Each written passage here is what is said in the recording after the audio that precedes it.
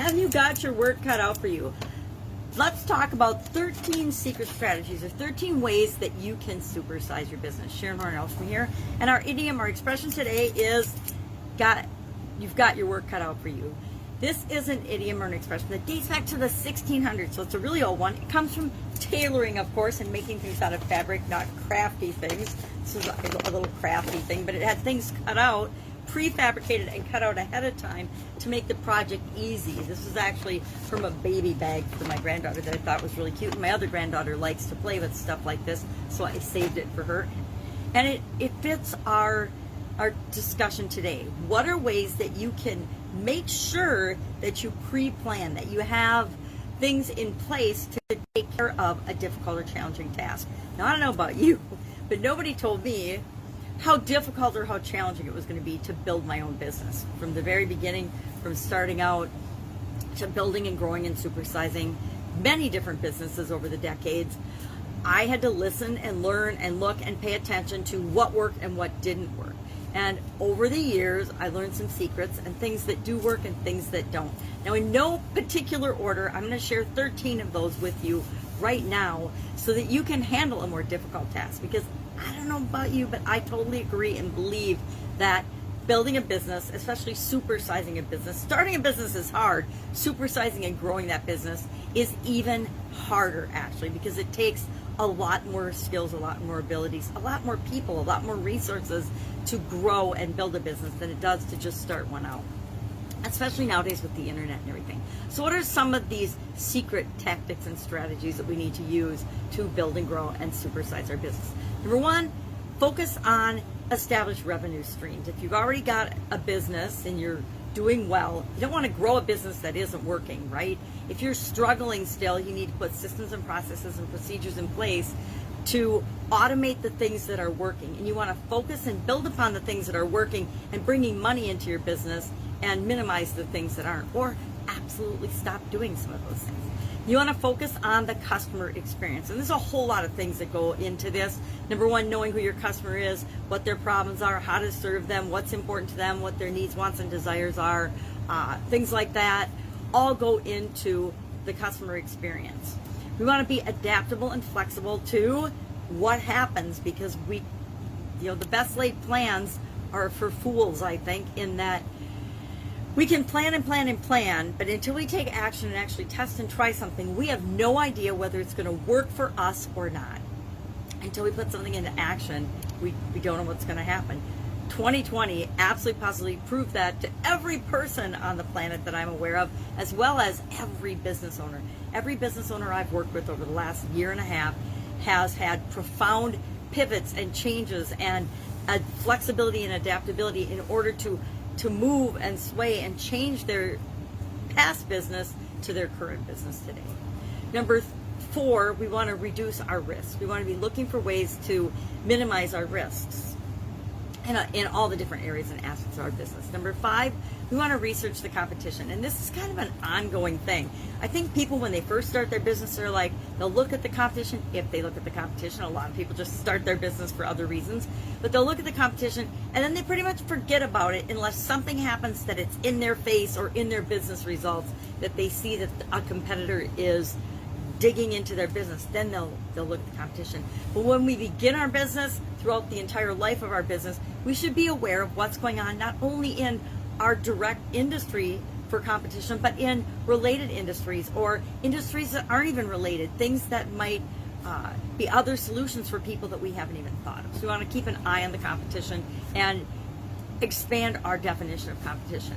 Number 6, we need to invest in ourselves and have professional development for ourselves and the people that we bring in on our team. Which leads to number 7, hire the right people.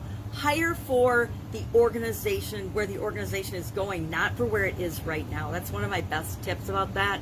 So often we wait too long to hire a person, and then we end up overwhelming them because we expect them to do, like we did when we started our business, 5 or 6 different jobs, and it's not for everybody. Or they would have started their own business by now. Number 8, boost your customer service. Again, this is related to, but not the same as focusing on the customer experience. customers are always going to need attention, and you have to have a mechanism and a way for making sure that they get the attention that they need and deserve, because they're your customers, and they're also your greatest source of information in terms of how to grow and build and supersize your business. Ask your customers and they will tell you absolutely everything that they want you to do for them. Some of it you'll choose to do as part of your business, others things you won't. Number 9, always think ahead, always think long term. It's really easy to get caught up in the day-to-day operation of the business and the tactics and whatever fire we're fighting currently, and forget about the long-term impact. Sometimes we put in short-term solutions to problems and then forget to ever go back and revisit those problems until they, of course, become a bigger problem because we just put a Band-Aid on them in the first place. So think ahead, think long-term. Number 10, practice corporate social responsibility. And this will be different for every business owner, every corporation. You have to define what social responsibility is for you and your organization. Number 11, focus on social media. And again, this is a huge can of worms, which we talked about yesterday, that we could open up, but I'll just leave it to you. Social media is not going away. It's a huge part of all of our businesses and all of our lives nowadays. So we might as well embrace it and use it to help us grow and supersize our business. Number 12, attend networking events. Remember to partner up with other people. It's often better to cooperate than to compete. If you can make a win-win partnership with one of your competitors in your industry, you can help to supersize both of your businesses.